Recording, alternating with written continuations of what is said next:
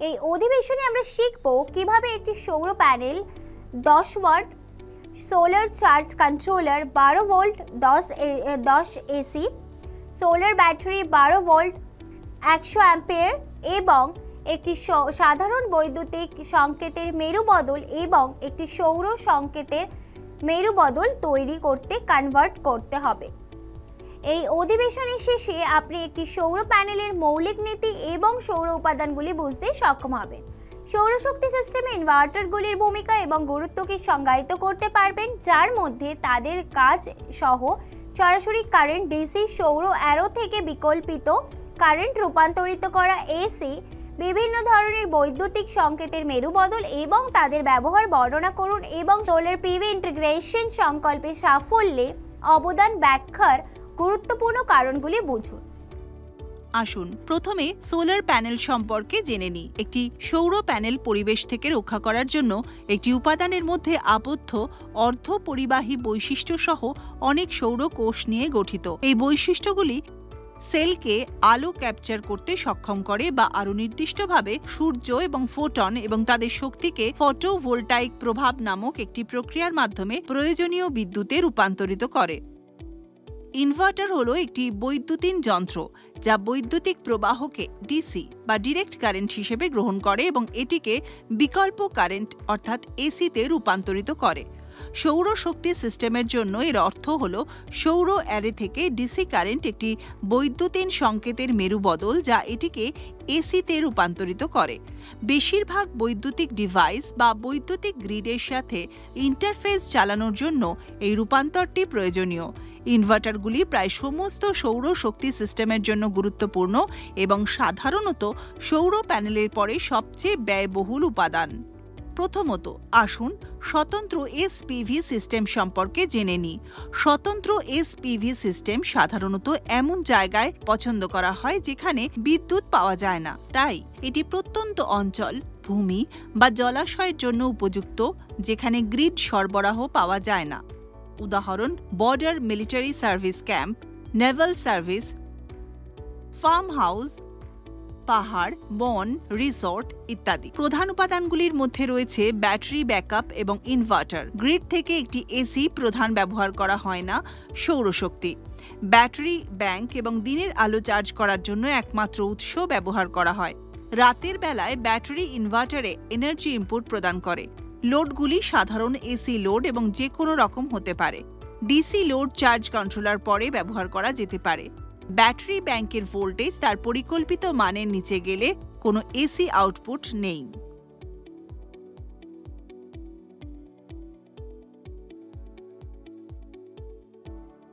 যখন আমরা স্বতন্ত্র সোলার পিভি সিস্টেমে চার্জিংয়ের অতিরিক্ত উৎসের বিকল্প যোগ করি তখন আমরা হাইব্রিড ইনভার্টার ভিত্তিক এসপিভি সিস্টেম পাই। সৌর শক্তি ব্যাটারি চার্জ করার প্রধান উৎস। অতিরিক্ত শক্তির প্রয়োজন এসি মেইন দ্বারা সম্পূরক করা হয়। একটি সহায়ক চার্জিং সার্কিট সৌর শক্তির অনুপস্থিতিতে ব্যাটারি চার্জ করতে সাহায্য করে। আংশিক বা সম্পূর্ণরূপে সূর্যালোকের অনুপস্থিতিতে এবং সিস্টেমটি লোড করার জন্য এসি পাওয়ার সরবরাহ করতে সক্ষম না হলে অতিরিক্ত শক্তি এসি মেইন থেকে নেওয়া হয়। ব্যাটারিতে অতিরিক্ত শক্তি ইনপুট সরবরাহ করতে রেকটিফায়ার দ্বারা এসি মেইন পাওয়ারকে ডিসি পাওয়ারে রূপান্তরিত করা হয়। ডিজেল জেনারেটরও একটি পছন্দ। অনুপস্থিতিতে এসি মেইন পাওয়ার। এসি মেইন এবং ডিজেল জেনারেটর উভয়ই অনবায়নযোগ্য। অন্যান্য পুনর্নবীকরণযোগ্য শক্তির উৎস যেমন বায়ু বা হাইড্রো হাইব্রিড এসপিভি সিস্টেমের সুযোগ প্রসারিত করতে ব্যবহার করা যেতে পারে। এক থেকে সৌরশক্তিতে চার্জ করার অগ্রাধিকার অন্যান্য উৎস দ্বারা অনুসরণ করে ব্যাটারি ব্যাংকের ইনপুটে ইলেকট্রনিক সার্কিটগুলি অন্তর্ভুক্ত করে সেট করা যেতে পারে। কোনো ব্যাটারি ব্যবহার করা হয় না, তাই সৌরশক্তির কোনো ব্যাকআপ পাওয়া যায় না। সূর্যের আলো থাকলেই প্রজন্ম সম্ভব। সৌরশক্তি সরাসরি একটি গ্রিডযুক্ত ইনভার্টার দ্বারা এসিতে রূপান্তরিত হয় এবং গ্রিডে সরবরাহ করা হয়। যখন গ্রিড বন্ধ থাকে, ডাউন সোলার ইনপুট সংযোগ বিচ্ছিন্ন এবং গ্রিড টাই ইনভার্টার থেকে কোনো আউটপুট নেই। লোড বৈদ্যুতিন সংকেতের মেরু বদল আউটপুট শেয়ার করে। যাতে অবশিষ্টাংশ গ্রিডে সরবরাহ করা হয়। যখন লোড উৎপন্ন শক্তির চেয়ে বেশি হয় তখন শুধুমাত্র অতিরিক্ত টানা হয় গ্রিড থেকে। গ্রিড ইনপুট পয়েন্টে সাধারণ এসি এনার্জি মিটারটি একটি ইউটিলিটি মিটার দ্বারা প্রতিস্থাপিত হয়, যা দ্বিদিকীয় শক্তি মিটার নামেও পরিচিত। গ্রাহকের দ্বারা বিদ্যুতের নেট ব্যবহার পেতে এই ধরনের গ্রাহককে বিদ্যুৎ উৎপাদনকারী হিসেবে অনুমতি দেয় এবং সরকার এর জন্য অর্থ প্রদান করে। তার দ্বারা যথাযথ অনুমোদন সরকার ইনস্টলেশনের আগে গ্রহণ করা হয়। এটি off grid battery backup SPV system এবং on grid grid type SPV সিস্টেমের সংমিশ্রণ, তাই এর উভয়েরই সুবিধা রয়েছে। যখন গ্রিড পাওয়ার উপলব্ধ থাকে তখন এটি অন গ্রিড সিস্টেমের মতোই কাজ করে। গ্রিড বন্ধ হয়ে গেলে নিচে এটি সোলার অ্যারে সংযোগ পরিবর্তন করে অফ গ্রিড সিস্টেমের মতো কাজ করবে। একটি অন গ্রিড সিস্টেমের লোড শেষে একটি অফ গ্রিড সিস্টেমও একই রকম ফলাফল প্রদান করে। একটি গ্রিড ইন্টারঅ্যাক্টিভ সোলার সিস্টেম পরিষ্কার শক্তি উৎপন্ন করে সূর্যালোকের সীমাহীন শক্তি থেকে। গ্রিড ইন্টারঅ্যাক্টিভ ইনভার্টারগুলি অন্যান্য পুনর্নবীকরণযোগ্য উৎস যেমন বায়ু বা জলবিদ্যুৎ ব্যবহার করতে পারে। যখন সূর্যের আলো জ্বলে তখন পিভি সিস্টেম তার গভীর চক্রের সৌর ব্যাটারিগুলিকে চার্জ করে এবং বৈদ্যুতিন সংকেতের মেরু বদল করে বিদ্যুৎ গ্রিডে সমস্ত অতিরিক্ত পরিষ্কার শক্তি ফিড করে। রাত হওয়ার কারণে যখন সৌরশক্তি থাকে না তখন সিস্টেমটি বিদ্যুৎ গ্রিড থেকে শক্তি তুলতে পারে। যখন বিদ্যুৎ ব্যর্থ হয় তখন বৈদ্যুতিন সংকেতের মেরুবদল আপনার বাড়ি বা ব্যবসার বিদ্যুতের চাহিদা মেটাতে সোলার প্যানেল এবং ব্যাটারি থেকে পরিষ্কার শক্তি টেনে নেয়। তারপর এটি একটি স্বতন্ত্র সিস্টেম। একটি grid interactive photovoltaic PV system নবায়নযোগ্য শক্তি তৈরি করতে সৌরশক্তি ব্যবহার করে, যা পাওয়ার ফেলিয়ারের সময় ব্যবহারের জন্য ব্যাটারি চার্জ করে এবং বিদ্যুৎ গ্রিডে শক্তি যোগায়। গ্রিড আবদ্ধ সিস্টেমগুলি বিদ্যুতের গ্রিডে সবুজ শক্তি যোগায়, কিন্তু গ্রিড নিচে গেলে সংযোগ বিচ্ছিন্ন করতে হবে।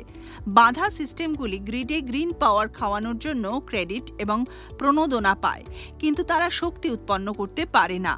গ্রিড বিদ্যুৎ অনুপলব্ধ হলে তাদের নিজস্ব ব্যবহার। গ্রিড ইন্টারঅ্যাক্টিভ সিস্টেমগুলিও গ্রিডে বিদ্যুৎ সরবরাহ করে, কিন্তু তারা তাদের পিভি মডিউল এবং ব্যাটারি ব্যাকআপ সিস্টেম থেকে সবুজ শক্তি উৎপন্ন করতে পারে এবং তাদের নিজস্ব চাহিদা মেটাতে এই বিদ্যুৎ ব্যবহার করতে পারে।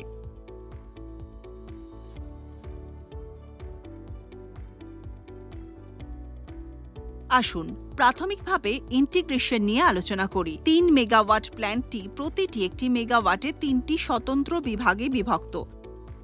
প্রতিটি সেগমেন্ট সজ্জিত করা হয় প্রতিটি 250 কিলোওয়াটের 4টি ইনভার্টার সহ এবং একটি এলটি প্যানেল গঠনের জন্য একত্রিত হয়। 225 এবং 240 ডাব্লিউপি মডিউলের মিশ্রণের উপর নির্ভর করে 45 থেকে 46 পিভি স্ট্রিং প্রতিটি একক ইনভার্টারের সাথে সমান্তরালভাবে সংযুক্ত থাকে। প্রতিটি স্ট্রিং গঠিত 24টি মডিউল সিরিজে সংযুক্ত। 0.415 কেভিতে 3 মেগাওয়াট পিভি প্ল্যান্ট থেকে উৎপাদিত শক্তি 3টি স্টেপ আপ ট্রান্সফরমারের সাহায্যে 11 কেভি পর্যন্ত বৃদ্ধি করা হয় এবং বিদ্যমান 11 কেভি লাইনের সাথে সংযুক্ত করা হয়। সোলার পিভি ইন্টিগ্রেশন এই ধরনের বিশাল গাছপালা সম্পর্কিত সমস্ত কাজ জড়িত। এটি শুরু হয় যে সংস্থাটি আহ্বান করছে তার দরপত্রের বিডিংয়ের মাধ্যমে।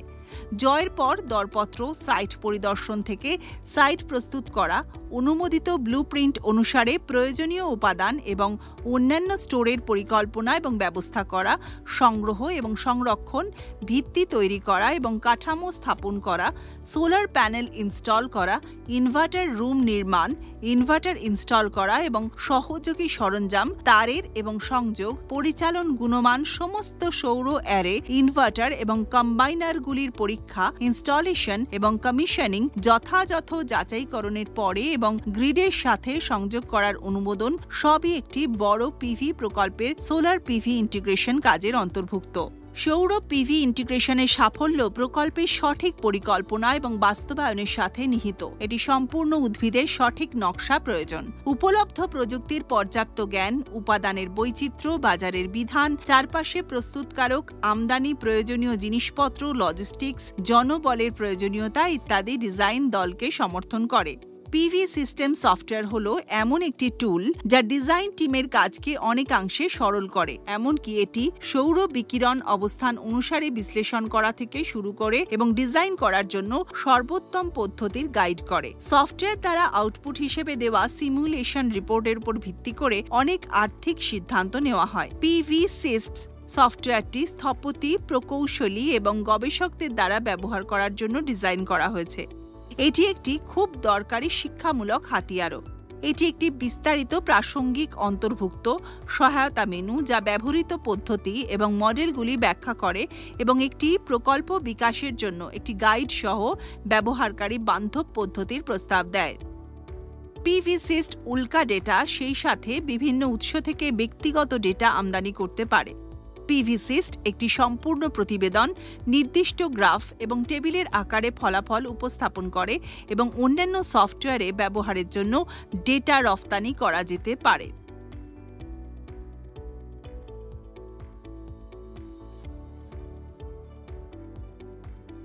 সিস্টেম ডিজাইন একটি দ্রুত এবং সহজ পদ্ধতির উপর ভিত্তি করে পছন্দসই শক্তি বা উপলব্ধ এলাকা নির্দিষ্ট করুন। অভ্যন্তরীণ ডেটাবেস থেকে পিভি মডিউল চয়ন করুন। অভ্যন্তরীণ ডেটাবেস থেকে বৈদ্যুতিন সংকেতের মেরু বদল নির্বাচন করুন এবং পিভি সিস্ট একটি অ্যারে সিস্টেম কনফিগারেশন প্রস্তাব করবে যা আপনাকে একটি প্রাথমিক সিমুলেশন পরিচালনা করতে দেয়।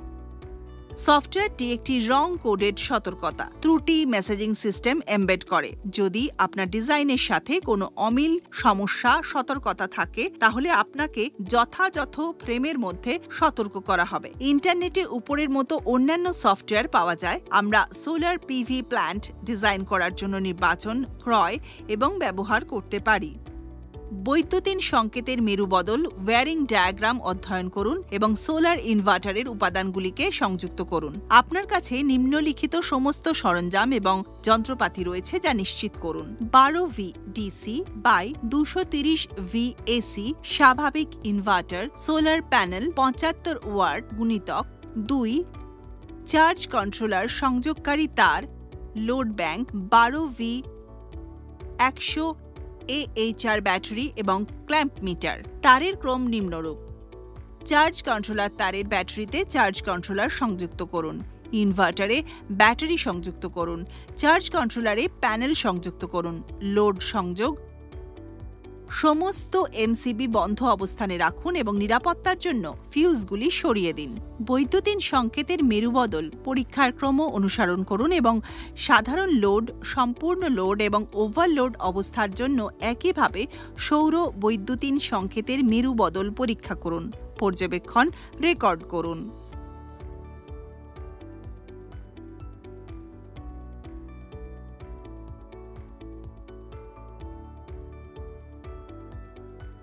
আমরা কানেক্টে solar panel 10 watt, solar charge controller 12 volt 10 ampere, solar battery 12 volt 100 ampere এবং একটি নর্মাল ইনভার্টার এবং কনভার্ট টু এ সোলার ইনভার্টারে এই সেশনে শেষে পৌঁছেছি। এখনো পর্যন্ত আপনি একটি সৌর প্যানেলের মৌলিক নীতি এবং উপাদানগুলি বুঝতে সক্ষম হবেন।